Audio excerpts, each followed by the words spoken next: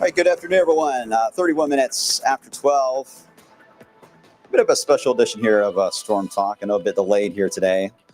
A lot to cover, but I have a bit of time to spend with you guys. So I want to make sure that we cover as much as we can as we head into this afternoon to explain how the weekend is going to evolve for us here as we head into especially later Saturday night into Sunday. There's a lot of elements to this, so as everyone joins in, we'll kind of get into a little more of the conversation and the finer details on that. So I'm waving meteorologist Brian Good. Welcome to Storm Talk. Hello to everyone watching. The YouTubers, well, you fought to get on fast. Carrie, again, was leading the way. Way to go, Carrie. But good morning or good afternoon to everybody. Hello, Wyatt. Hope you're doing well. Les is on here. Angela, Cold Productions, asking right away. So what has changed? Well, it's changing slowly, some of the details as we evolve, but that's to be expected. And it's going to keep changing, so I'll explain coming up. But I know that's the main question. But as always, I at least want to start off with how things look now, in case you have any plans in the short term, just to kind of cover that, all right? Because there are a couple of things to point out there. First off, we had clouds this morning that were, it was kind of one of those overcast starts to the day, but I thought it was very comfortable outside, actually having the overcast sky. It was a very pleasant ride into work today. And now we're going to enjoy a lot of sunshine this afternoon. We had that cold front that moved through yesterday. Now we are actually feeling more of the effects of that front. So temperatures today, a couple degrees off of what we had yesterday. Nothing major. Very much on par for what you expect for the 16th of October. And that also means tonight will be a chilly night tonight. So widespread 40s are likely for wave country. So prepare for that. Your furnaces will likely kick on tonight. I don't see any 30s, but I think a lot of 40s will be on the map for early tomorrow. You can see 66 right now in Louisville. Very, very comfortable outside. All right, there are the clouds we have this morning. More of the overcast shield kind of break it up and drifting west. If you are in Jasper and parts of even Paola right now, you probably are noticing still got the clouds over you, but slowly but surely you will also see some of the sunshine break through as we get into later on today. All right, let's get into the storm system that is starting to take shape. And there's really two aspects of this. One, main low pressure that is already forming and has been on the map for a while, producing snow into the Sierra Nevadas as of late. Beautiful setup all the way into the Rockies, actually. And that's going to be the parent low that is going to head up into south central areas of Canada, heading toward the Quebec area. That's going to be the driver of the cold front. It's in charge of how the front will move. But the catch to the whole thing, as the front gets closer to us, another low pressure is going to be forming along that front. And that is the one that will be really how this is going to evolve when it comes to the thunderstorms and on the southeast side of it. And, of course, the wind that will all ramp up because it will actually get stronger as it moves towards Chicago into Canada as well. So it's a 1-2 punch on the low. The first one brings the front. The second low makes the action happen, okay? You can already see even the reaction to the front or the low pressure into the Rockies. Look at that moisture plume coming in off the Gulf into southeast Texas. Beautiful sight, but this is the reason why we always see thunderstorms blossom in the plains in the Ohio Valley and down toward Dixie Alley as well, is because the Gulf, that flow comes in and it just creates a reaction with low pressures. And Kentucky and wave country just happens to be always in a spot where we get the effects of that. And that's how the climate works in our area. But a really cool shot there of that. So the severe risk today, very limited, mainly right there at the front range. Minor little cells could pop today with mainly hail, looks like. And then we get into tomorrow. All right, now the second low pressure that I talked about starts to develop. So we'll start to get some action on the radar across areas of Oklahoma, around Tulsa, all the way into about Columbia, Missouri. Then we get into Saturday, and that is when the max potential of the system will be reached in terms of having all the ingredients it really needs to produce severe weather. And notice the aim on this is to our southwest, which has really been the case all week since we've been talking about this. But it does at least go up to I-65. So the trend is still the same here, and it's a very common theme this time of the year and also into the late winter and spring season, where we have a lot of wind energy, but we don't have a lot of fuel to gain here. Now, the models, the one thing that I will say that is kind of a fault to them in our area that we've always noticed, they don't do very well on the amount of moisture that gets injected into systems. They can be off sometimes. I think that's going to be a catalyst here on how things could evolve as we head into Saturday evening as far as the intensity of some of them. There's no doubt, though. I mean, all the data is pretty strongly hinting that it's going to be Missouri, Illinois, far west Kentucky is where the initiating point will be.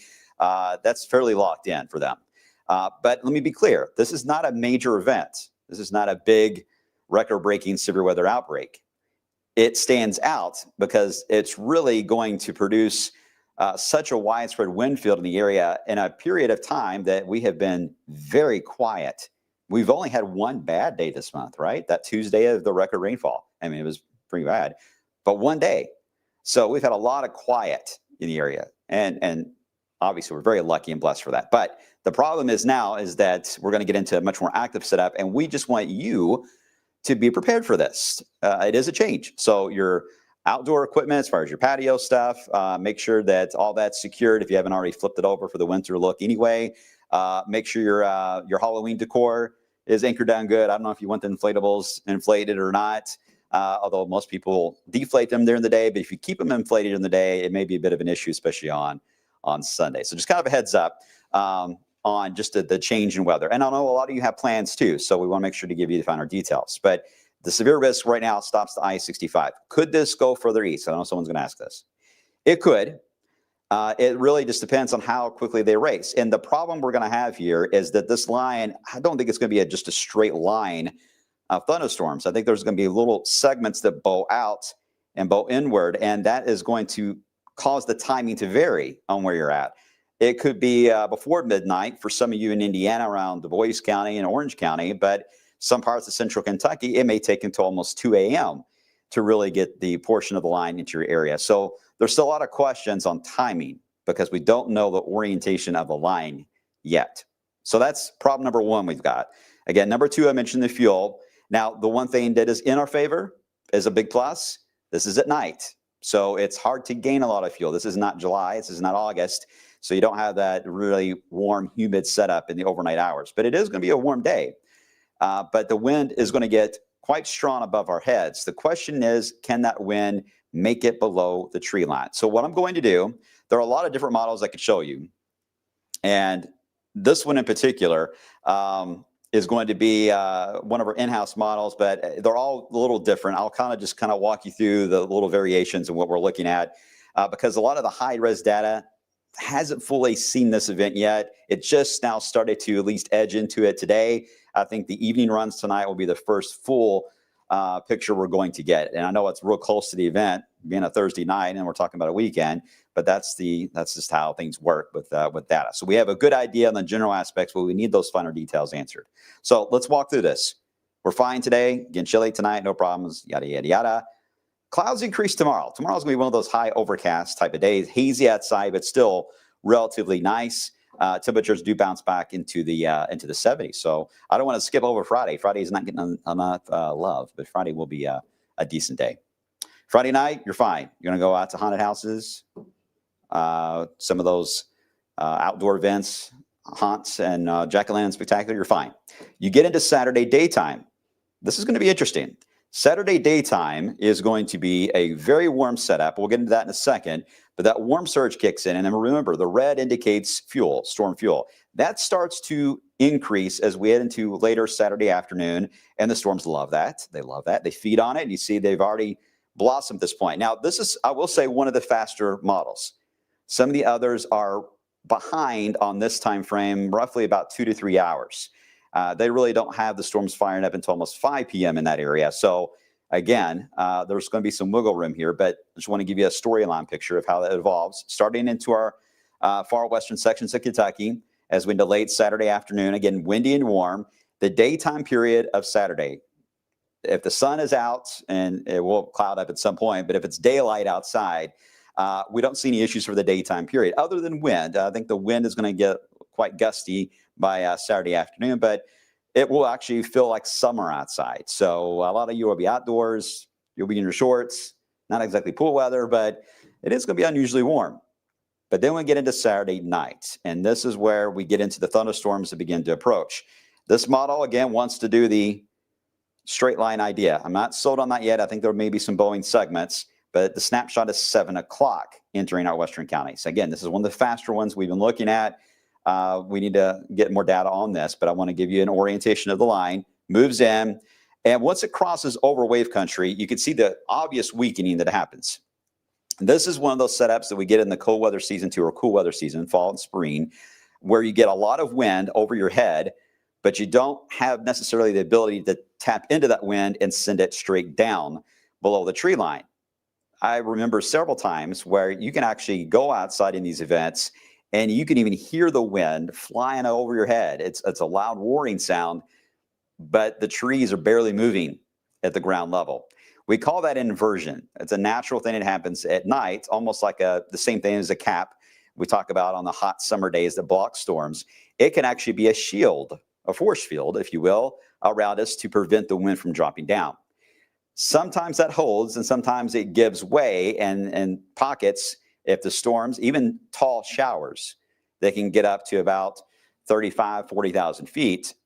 They can actually tap into that wind field and then bust through that and send it down below the tree line. That is still possible, and that's what we're evaluating. Is that going to happen or not? Because there's some data that indicates that shield is going to hold. So we don't want to play this up that is going to be a damaging wind threat everywhere. When there is a chance, we could be still protected. But we don't want to take that chance right now. We want to make sure you're at least prepared and aware of that. And hopefully we'll have a finer answer on that in the next 24 hours. It moves on through. We're not quite done. We'll likely deal with another round of at least some rain as we get into early on Sunday and likely into midday on Sunday. But the big story on Sunday is going to be wind, as you'll see. As far as the AI models, the CSU and the analogs, let me take this full screen, sorry, because I know it's hard to see. They're basically holding their own game, right? I mean, if you could look at it carefully, and I apologize for looking at this on your phone, but it's mainly west. It's focusing on Arkansas.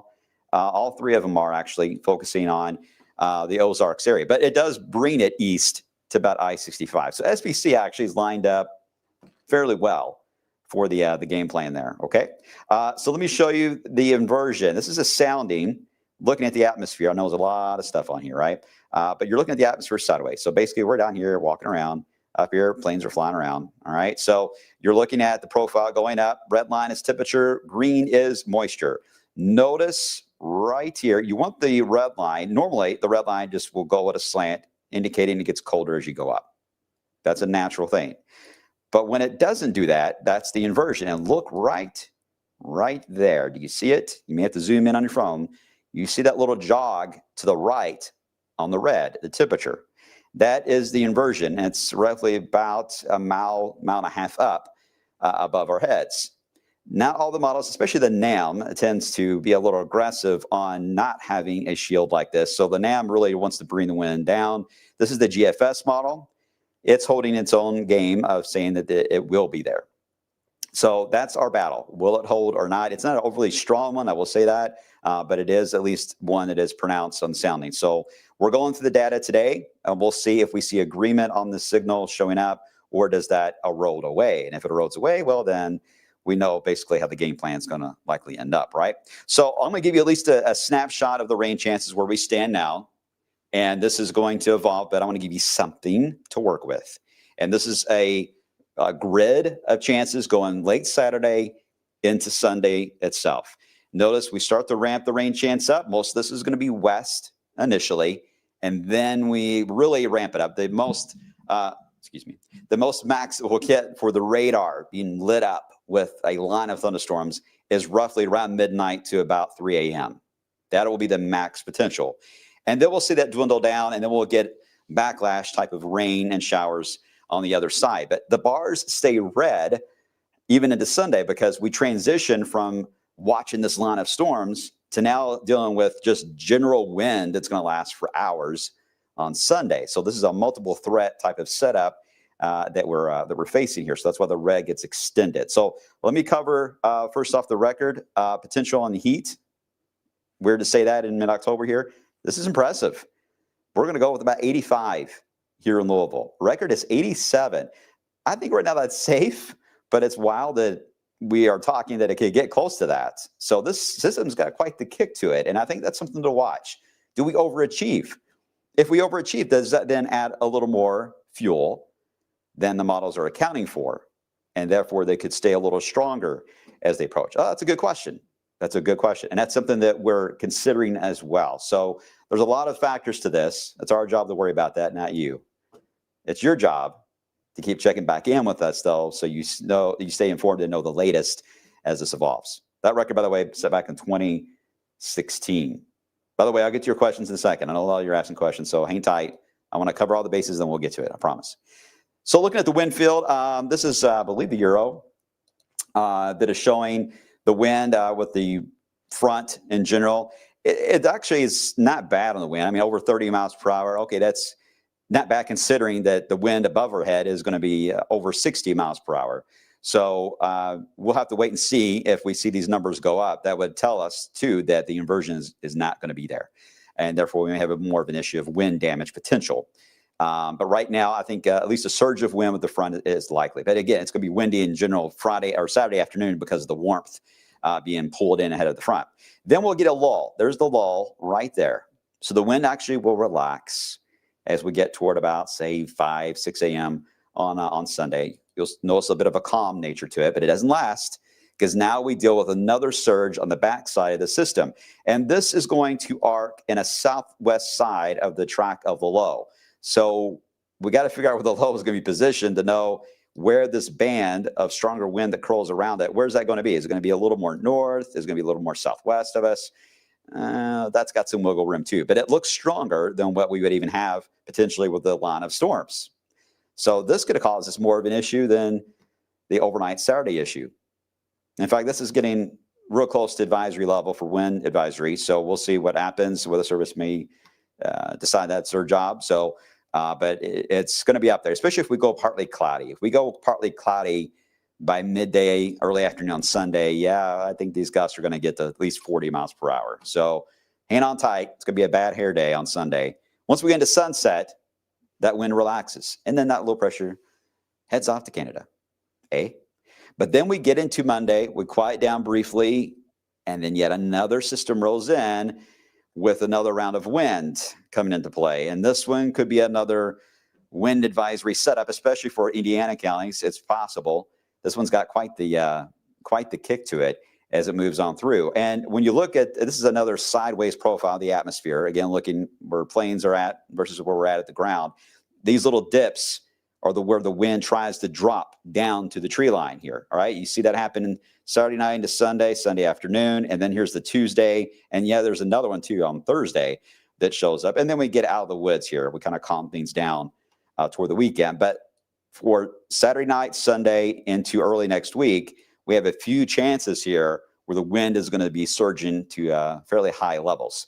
So can't run additional alert days, by the way, for the wind early next week. Not quite to that point yet, but yeah, we're watching it. Busy. I mean, this is the most active we've seen the jet in our area in a long time. So we got to kind of dust off our skills here on this. Quick update. Actually, let me hold off in the long term. Let me hold off on that. Let me get some of your questions on this. First off, as I always like to say, if all that made sense to you, type 12. If it all made sense, type 12. If it does not make sense, then ask your question now, and I'll get to it. Braden already, I think I answered that one about Tuesday. Not quite to that point. We're working on it. Kelly, a lot of 12s. Think less. I see some 12s. Any more 12s? I see a 21. Wait a minute. I'm dyslexic, so maybe that's what happened. Yeah, Angela, a good point. This is what I call a leaf stripper. We get these usually in October. They will do a number on the trees. So A lot will fall before they have a chance to change to those pretty colors, unfortunately. So get ready for a lot of raking. It's going to be fun. Thank you, Morgan, for doing the formula. Bradley, hey, Bradley, how you doing? What's the biggest risk for Carrollton this weekend? More of a wind issue early Sunday morning, pre-dawn hours, and then again during the day on Sunday. It's just wind you have to deal with. This is not necessarily a tornado setup for us. We don't have a lot of veering of the wind. It's more speed shear, where the wind at different levels is fast, but there's not a lot of turning going on here. So that's at least in our favor. There's actually a little more of a turning aspect back in Arkansas and Missouri. They have to worry about that, but I don't see that threat coming into our area right now. So let's hold on that idea. Hey, Brad, going to IU game in Bloomington, kickoff at 3:30. Sounds like it'll be dry. Yeah, dry and warm, but it will be windy. But you should be fine. By the time you get home from the game, you should have more of an overcast look and darkening skies as things start evolving to our west. Because we'll start getting clouds pulled off like cotton candy. They'll pull off those storms in Missouri and race into our area. So that will make us a bit overcast. Okay, everyone looks good. Good. Okay, so let me get into a bit of the long term real quick. The blue area indicating cool weather, of course, the red's storm fuel. All right, here's the system on Tuesday. Kelly, I saw your comment that you're seeing several posts about there being a big tornado outbreak on Tuesday. Here's the thing. This one's very close. I mean, this is our weekend system. All right, here is the Tuesday one. I mean, they're back to back, as you saw there on that wind chart, the dips that happened. Right now, this one's got a challenge only because it's speed. It may be going too fast to gain enough moisture to do much. But I don't think it's fair to say a tornado outbreak on this. But I do think it's fair to say that if it did slow down and get moisture, then yes, we may have more of a thunderstorm concern that could develop. But I don't have a lot of support for that right now. I can just give you the theory that what it would have to do to get to that point, and we're not seeing that yet. The GFS actually is really varying. One run, it'll have it. Next run, completely dry. Next run, it's back to it again. So it's struggling too, and it's all about the speed of it. We'll monitor that. I know we got a busy weekend, but we're all taking different pieces of the outlook here. So we'll be monitoring Tuesday as well. Right now, I think the wind is the main concern, and we'll just see if it can scoop up moisture. And if it does, then you'll hear about it from us for sure. There's one on Wednesday or Thursday that dips down, but this is a cooler one. At this point, we've cooled down so much. We've had so much activity that we're not going to be really warm. So now we can take the severe weather aspect off the table, and it's just breezy and cool. I mean, it's going to get a little chilly next week. There is a chance we may get stuck in the 50s for highs later next week into parts of next weekend before you see the rise there before we warm up again. That will likely lead to a Halloween storm. Oh, we always have a Halloween storm every year. Seems to be the case. I hope not, because we don't want to mess up the winter forecast coming out Halloween night. We'll worry about that later. But that would be indeed the next system. The next wave to watch would be roughly the 31st of October. But too early to get into the weeds on that. But yeah, we're watching that too. Here's your 10-day. 70s today, tomorrow. Look at that, 85. Woo. And then look at the drop. This is why the wind is so intense. You're just really taking the gas out of the atmosphere, right? On that warmth. It's a quick flip. Pretty common to see that. And then we kind of just stabilize for the rest of next week there. All right. Everyone good?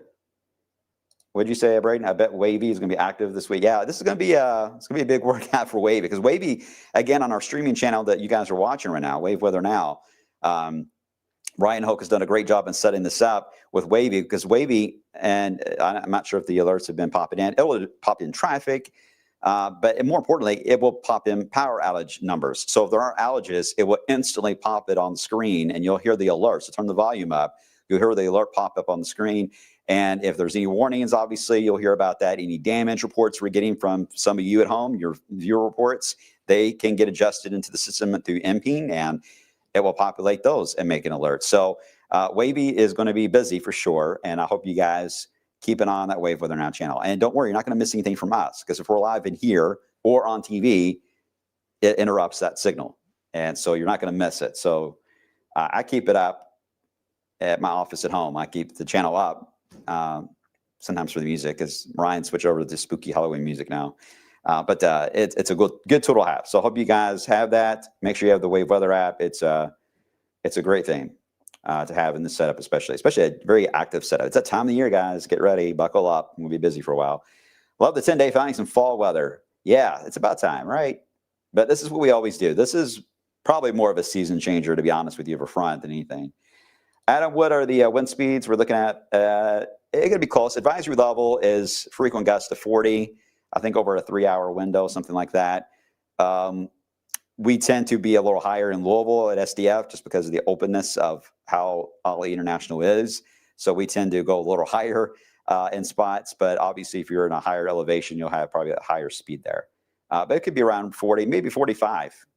The only time I could see it getting stronger than that would be with that line of thunderstorms, but we don't know yet if we have the inversion or the shield. So there's a lot to watch. Brandon, is the alert day this weekend, is it for the storms, the wind? The answer is both. So again, we're covering the line, and then we'll cover the general wind that'll happen for several hours on Sunday. So it's kind of a multiple issue setup. I know it can be confusing, but that's why we're on here trying to explain it. It's hard to do sometimes on TV, weather, in a short amount of time. So I have a few more minutes. I do have to jump here in a sec because we have another news hit we got to do here coming up. But I want to make sure to talk to y'all for a minute.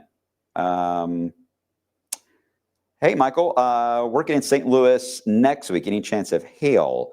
The only storm you would have to watch would be the Tuesday one, Michael, to see whether or not that one can power up. Otherwise, yeah, you can get small hail in the setup next week, especially with that next Thursday. Yeah, it's possible. It's a cool setup. Sometimes we get little piece-sized hail, but big, large stones that are damaging, pretty unlikely. Rain totals. Ben says any rain totals on Monday. I think overall the speed of the front is fast enough that's going to limit. Some areas may only get a quarter to a half inch, to be honest with you. And if you get more of the backlash rain on Sunday, you may get a little closer to the 1 inch mark. But I don't think it's going to be excessive just because how fast this is all coming. Adam, is a frost coming? Don't see that yet. But later next week, if the wind can relax and we have a clear sky, that low next Thursday may mess it up with cloud cover, but it's possible. All right, guys, I have to run. I appreciate you all. I hope this helps in your planning for the weekend and clears up any type of confusion. And there's a lot of noise on social media right now. So I'm hoping that you weed through all that and just understand what we're facing and the elements. And this is not a huge ordeal this weekend, but it is an impactful one. And that's why the alert day is out. All right. Appreciate you all. Y'all take care of each other. Enjoy this afternoon. And I will see you guys coming up at 3 o'clock today. All right. Take care, guys.